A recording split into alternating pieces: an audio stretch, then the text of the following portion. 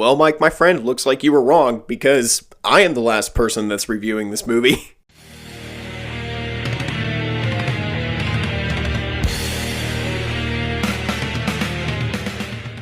So, Cocaine Bear.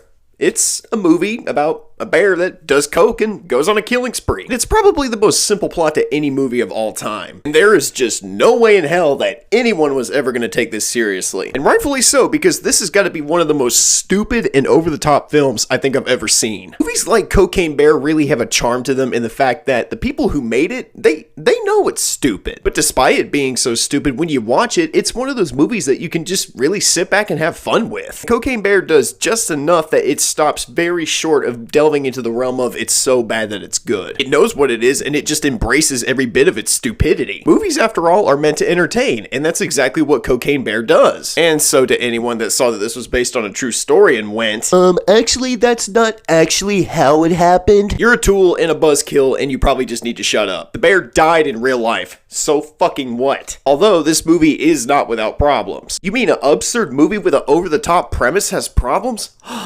Shocker. And a lot of it really has to do with the characters and just how Cocaine Bear is structured. First act of this movie is really slow. Pretty much to the point where I was like, you know, for a movie called Cocaine Bear, there sure is not a lot of Cocaine Bear in this movie. And look, I get it. You gotta set up the characters and you gotta find a really clever way to get them all into one place. But holy shit nuggets, just pick up the pace a little bit. Speaking of the characters, yeah, don't get too attached to any of them. About 85% of them exist just to be meat for the grinder. That's pretty much their purpose. Believe me, you're not going to be crying or screaming in terror when anybody dies in this movie. More than likely, when they do, you'll just be laughing your ass off like I was. I think the only character I can think of in the movie that they try something heartfelt with is Kerry Russell's character. I mean, she's got a kid that gets stranded in the woods after the bear attacks her and her friend. This is after they were both eating cocaine. Don't do drugs, kids. Just don't do it. So if you're looking for memorable and interesting characters, Cocaine Bear is probably not the movie to watch. The kills and the gore also do get kind of over the top at times, kind of like everything else. I've seen a lot of shows and documentaries about bear attacks, and I don't think a normal bear could do the damage that this bear does. Like the shit it does in this movie, it might as well just be an actual demon instead of a bear. And I'm not saying any of the deaths in this movie needed to be realistic, I'm just pointing out how absurd they could be at times. Because most of them, let's just face it, they are pretty much just played up for laughs. Like the ambulance sequence is probably the most hilarious part of this entire movie. I laughed until my stomach felt like it was gonna burst. The people who die get axed in the most hilarious and ridiculous ways imaginable. And in the end, that's pretty much the whole point and goal of Cocaine Bear. I mean, for God's sakes, they kill the bear off and then it comes back to life through the power of cocaine.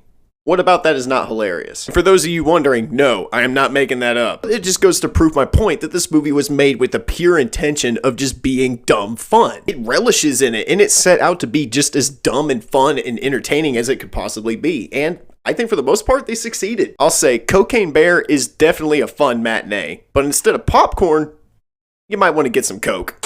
Oh, yeah! Ugh, Cocaine Bear! Ugh! Alright, thank you guys so much for watching. Drop a like, leave a comment, and subscribe if you're new to the channel.